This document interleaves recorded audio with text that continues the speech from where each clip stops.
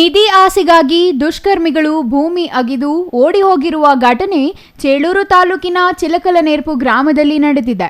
ಚಿಲಕಲನೇರ್ಪು ಗ್ರಾಮದ ಎಂಎನ್ ವೆಂಕಟರಮಣಪ್ಪ ಎಂಬವರ ಜಮೀನಿನಲ್ಲಿ ನಿಧಿ ಇರುವ ಗಾಳಿ ಸುದ್ದಿ ಹಬ್ಬಿದ್ದು, ಇದನ್ನು ನಂಬಿ ನಿಧಿ ತೆಗೆಯಲು ಬಂದ ಅಪರಿಚಿತರು ವಾಮಾಚಾರ ನಡೆಸಿ ಭೂಮಿ ಅಗಿದು ನಿಧಿ ಹುಡುಕಾಟ ನಡೆಸಿರುವ ಬಗ್ಗೆ ಕುರುಹುಗಳು ಕಂಡುಬಂದಿದೆ. ಜಮೀನು ಮಾಲೀಕ ಬೆಳಿಗ್ಗೆ ಹೊಲಕ್ಕೆ ಹೋದಾಗ ತೆಂಗಿನಕಾಯಿ ಸೇರಿದಂತೆ ಮೊಟ್ಟೆ ಒಡೆದು, ಕೋಳಿ ಕೊಯ್ದು, ಕುಂಕುಮ ಮಿಶ್ರಿತ ನಿಂಬೆ ಹಣ್ಣು ಇಟ್ಟು ಪೂಜೆ ಮಾಡಿರುವುದು ಬೆಳಕಿಗೆ ಬಂದಿದೆ. ಅಲ್ಲದೆ ಜೆಸಿಬಿ ಮೂಲಕ ಭೂಮಿಯನ್ನು ಸುಮಾರು 10 ಅಡಿ ಆಳವಾಗಿ ಗುಂಡಿ ತೆಗೆದು ಹುಡುಕಾಟ ನಡೆಸಿದ ಕುರುಹುಗಳು ಕಂಡುಬಂದಿದೆ.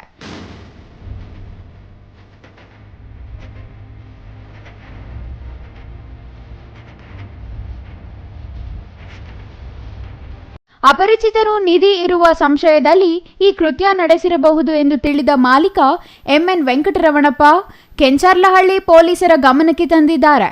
ನಂತರ ಪೊಲೀಸರು ಸ್ಥಳಕ್ಕೆ ಭೇಟಿ ನೀಡಿ ಪರಿಶೀಲನೆ ನಡೆಸಿದರು.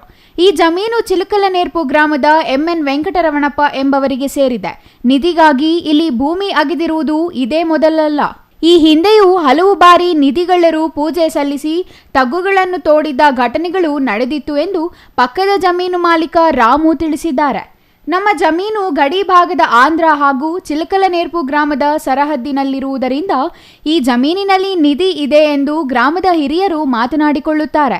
ಇದನ್ನು ನಂಬಿದ ದುಷ್ಕರ್ಮಿಗಳು ನಿಧಿ ಆಸೆಗಾಗಿ ಇಲ್ಲಿ ಭೂಮಿ ಅಗೆದಿದ್ದಾರೆ ಎಂದು ಮಾಲೀಕ ಎಂಎನ್ ವೆಂಕಟರಮಣಪ್ಪ ಹೇಳಿದ್ದಾರೆ. ನಿಧಿ ಆಸೆಗಾಗಿ ಭೂಮಿ ಅಗೆದ ದುಷ್ಕರ್ಮಿಗಳನ್ನು ಬಂಧಿಸಬೇಕು ಎಂದು ಅಕ್ಕಪಕ್ಕದ ಜಮೀನುಗಳ ರೈತರು ಆಗ್ರಹಿಸಿದ್ದಾರೆ. Venkatesh, CTV news, Chelur.